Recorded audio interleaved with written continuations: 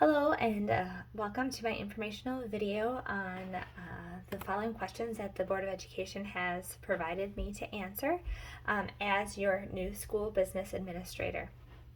I will go through all these questions to you today, and if you have further questions or you would like clarification on any of my answers, please let me know and I would be happy to do that for you.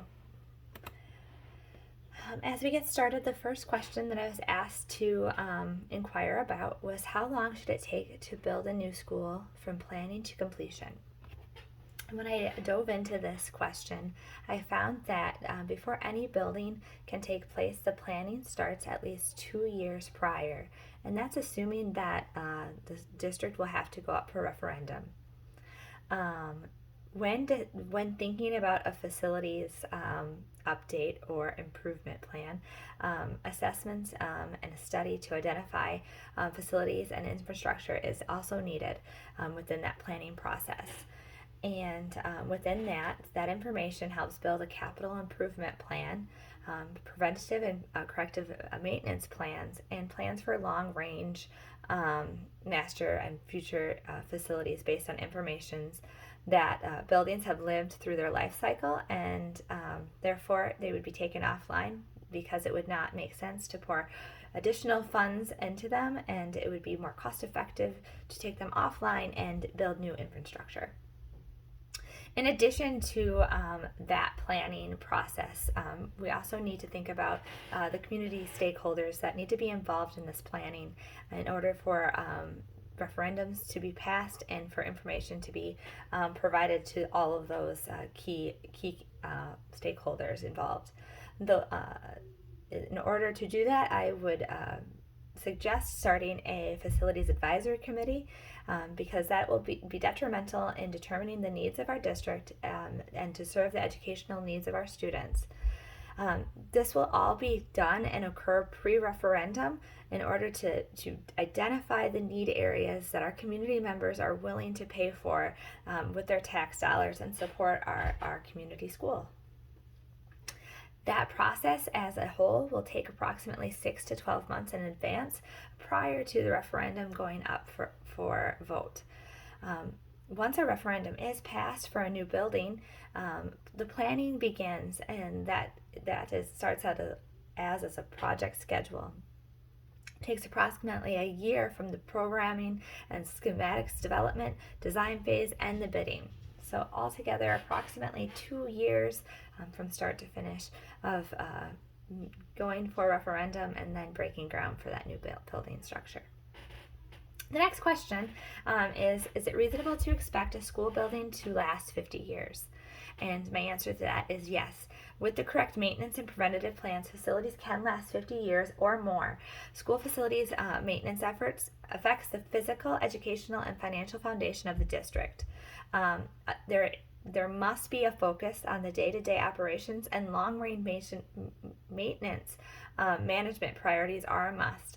The use of the facility audits and studies help plan for cycles and preventative maintenance and improvement, and a financial plan to address aging buildings and infrastructure.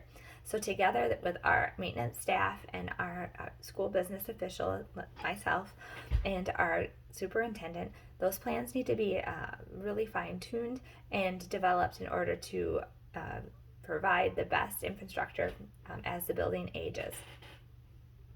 Next question is how important is it to maintain facilities through economic times? Now more than ever, it is vital and very important to maintain facilities to extend the life cycles of equipment, systems, and structures,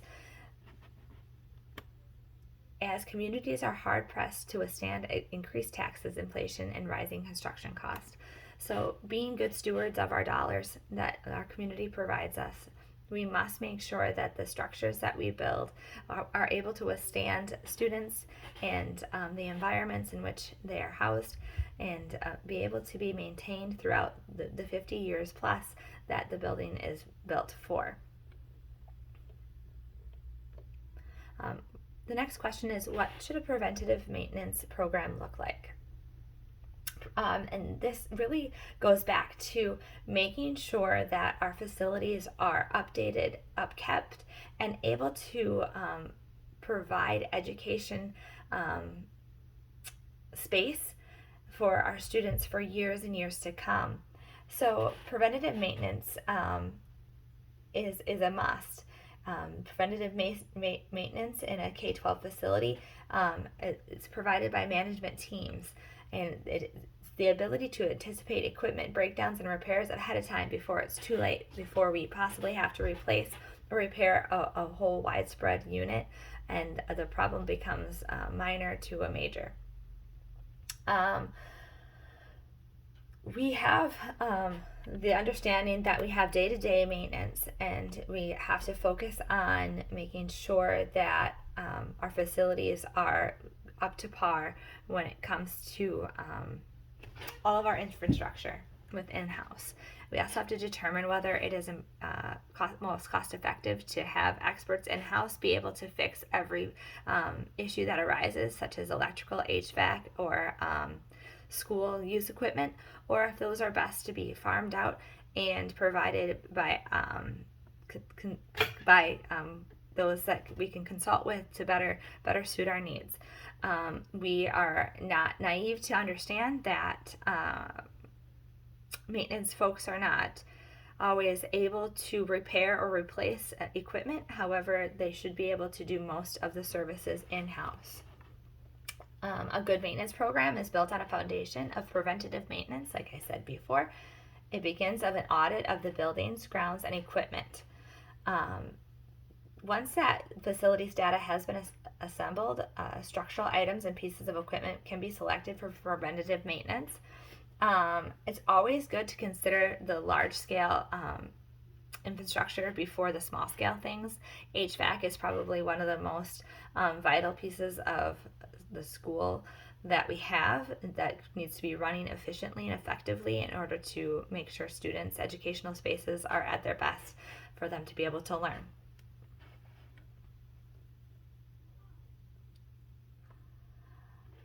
Once this information and data has been collected through the teams of maintenance individuals, it must be formatted in a way that maintenance tasks can be scheduled easily. We need to have a maintenance schedule. We need to know when things are going to be wore out before they completely break down and they cost more to repair and replace than necessary. We need to be aware of what needs there might be within the district, and have tools and equipment necessary to fix or repair in-house, or have the outsourced individuals at our fingertips when things go awry.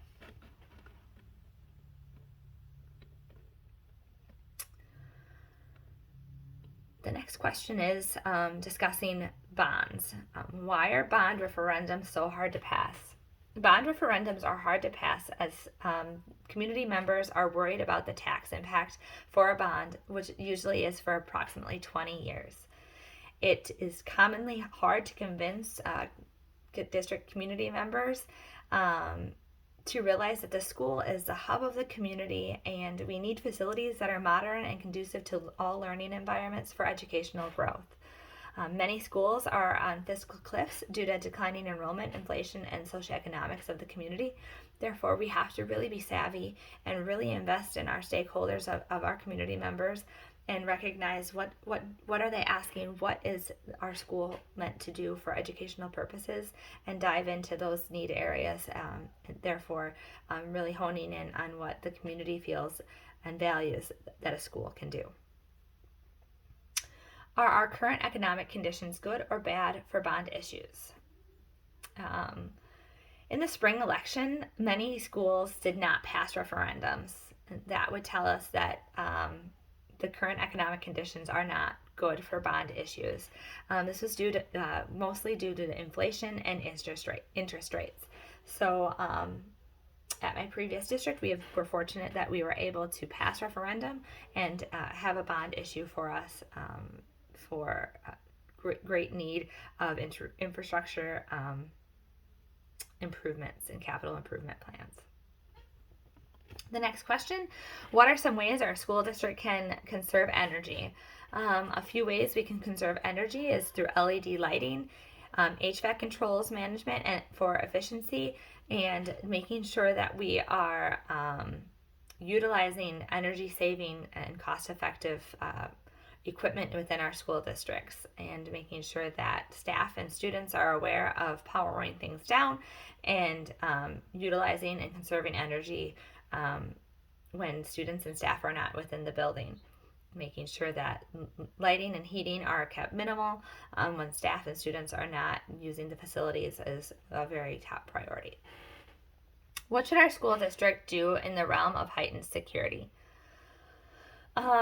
Schools need to have systems and action plans in place for crisis incidents. Schools need to educate staff and students and community about such systems. Security procedures need to be followed and taken seriously by all stakeholders within the district and outside the district. Local law enforcement, students, staff all need to be on the same page when crisis does come about. Proper drills and assessments and risk assessments need to be taken in order to best identify where threats may come in and where they might be at, in order to best practice and be prepared for such crisis to occur. What is the largest personnel challenge that we face?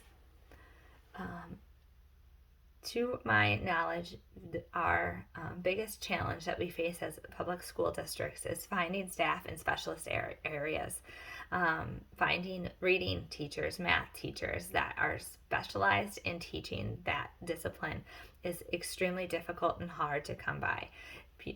Teachers are difficult to come by first and foremost. However, those that want to teach reading, math, and in addition to special education services are few and far between, and that makes it very difficult to fill those roles with qualified candidates that are able and willing to stay in one district.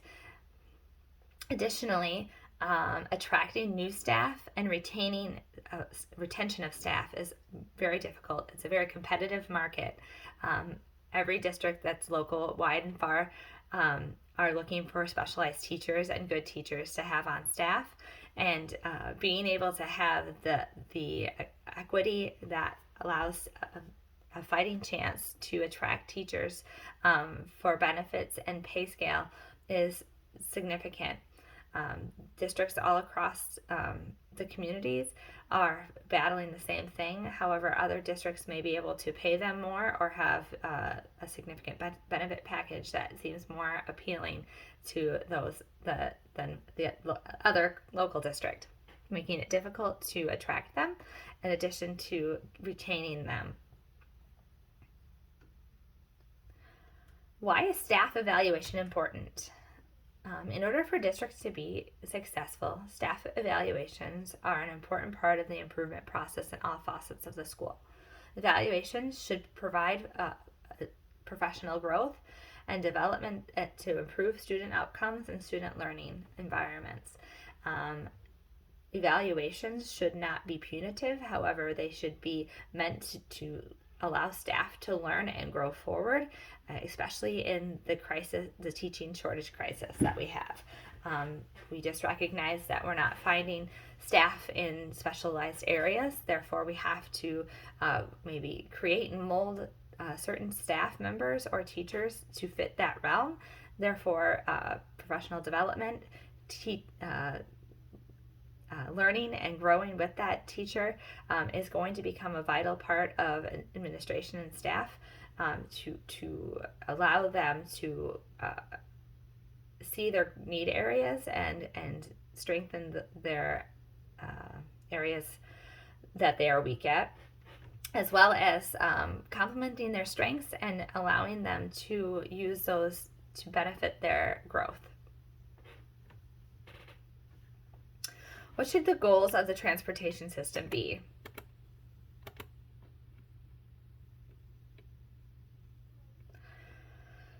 The goals of transportation services are to provide services for eligible students, transportation to and from school, and making safety a priority and maintaining quality of transportation equipment and vehicles.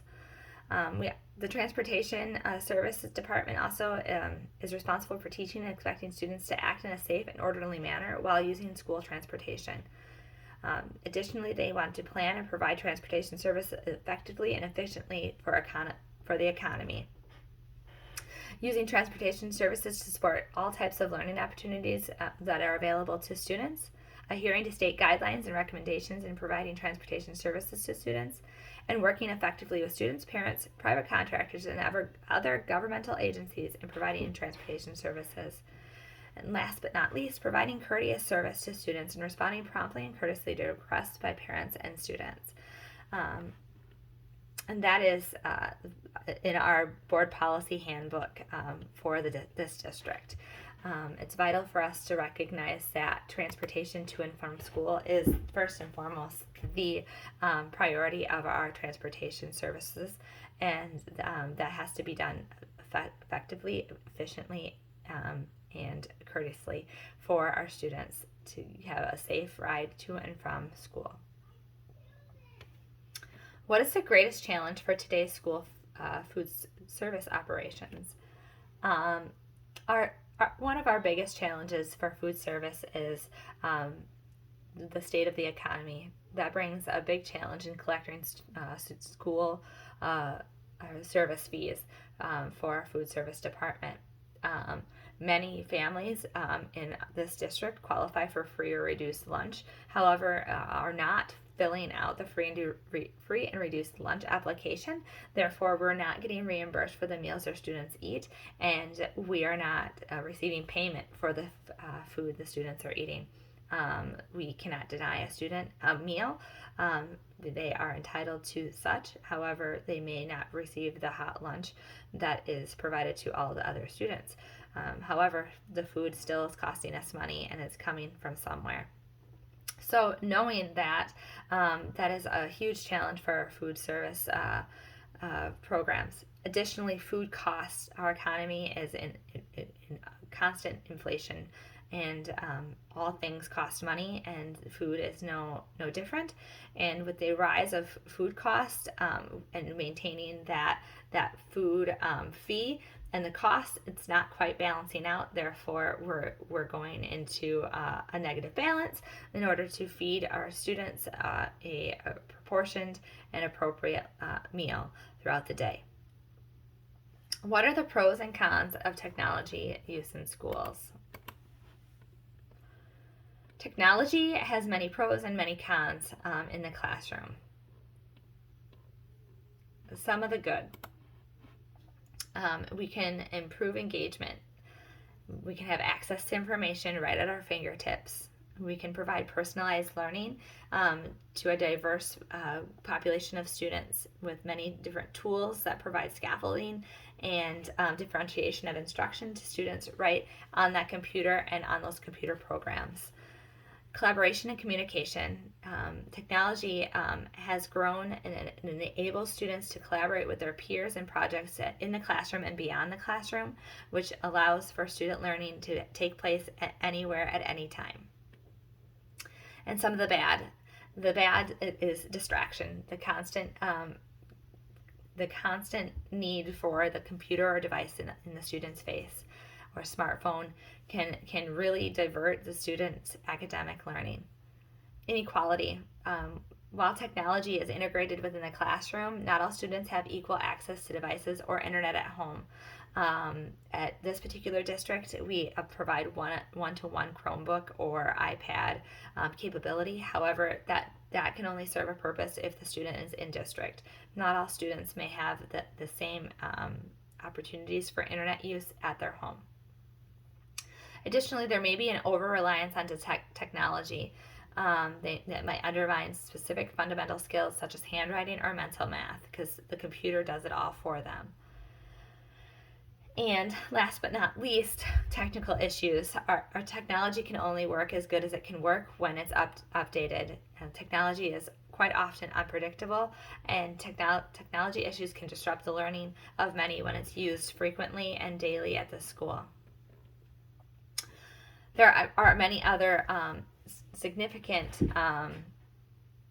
cons of using technology. There's privacy and security concerns, a lack of human interaction, dependence on technology, and technology skills gaps, which make it difficult for students to learn in any capacity because they're unaware and unable to use the device in which they've been given.